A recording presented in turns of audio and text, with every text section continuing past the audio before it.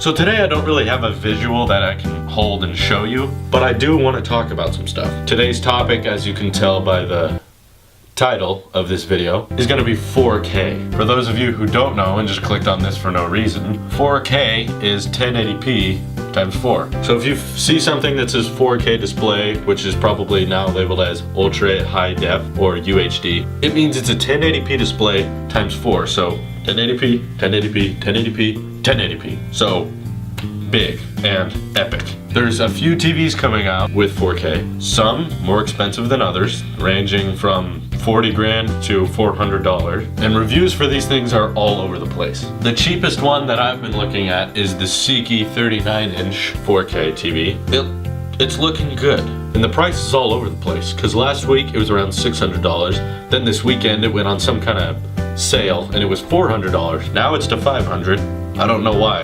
But anyway, this TV has got my attention. The question comes, should you really invest in a 4K TV? The questions I ask myself is, there's not much that supports 4K. I was thinking about using it as an external monitor. Right now I just have a little Asus one for external. But you know, this iMac can't support 4K. The only Mac that can support 4K is the Mac Pro, starting at $3 grand. That's obviously out of my price point. But then also, you can't get movies for 4K unless it's like Spider-Man or some documentary. So why would you want 4K? And the truth is, there's a 4K camcorder that has really caught my attention. It's the Sony FDR AX100E, which is this tiny little camera for $2 grand that films in 4K, which is really bringing the price down, considering the next cheapest 4K camera was $4 grand, and it's got NFC, and it's made by Sony, obviously. It's got a great optical zoom, and it can sync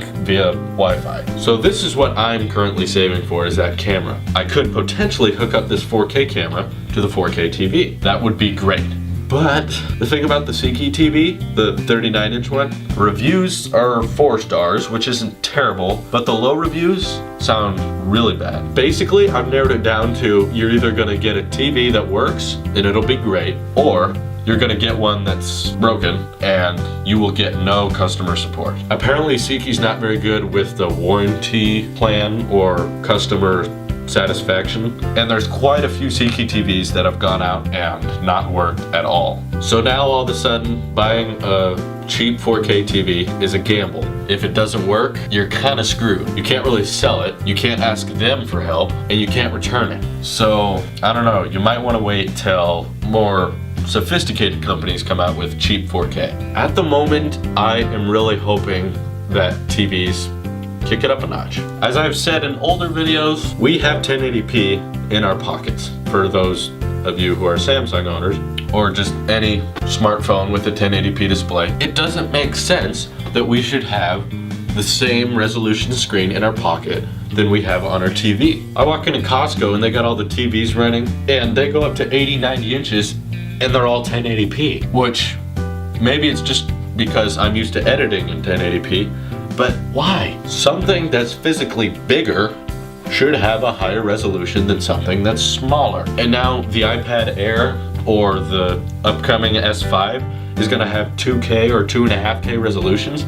All right, now your tablets are outgrowing your TVs. Don't give me that distance away from the screen crap. I can tell the difference. And I've seen 4K TVs at Best Buy. Samsung made one, not getting great reviews, and it's $3 grand, but looking at it at Best Buy was pretty awesome. You were just like staring into this retina display that was huge, and I loved it. I'm really eager to get a 4K camera, even if I don't get to see it full resolution. YouTube has 2160p, I guess that's what they're calling it, and if I had a 4K camera, I would really be ahead of the game for a lot of people. One of the biggest helps with the 4K camcorder is that it puts 4K on SD cards, which was going to be the most expensive part about switching to 4K. The Blackmagic 4K camera would require you to film on these giant solid-state drives that you shove in like a giant floppy disk, and then you'd have to import it through the Thunderbolt port on my iMac. So I basically have to disconnect that display every time I wanted to do something, which would be really annoying and really expensive because those drives aren't cheap. I've got tons of SD cards. I'm filming on one right now. And now that Sony can put 4K onto those SD cards, it's a much cheaper option. So I'm really eager to check out this camera as soon as it's available in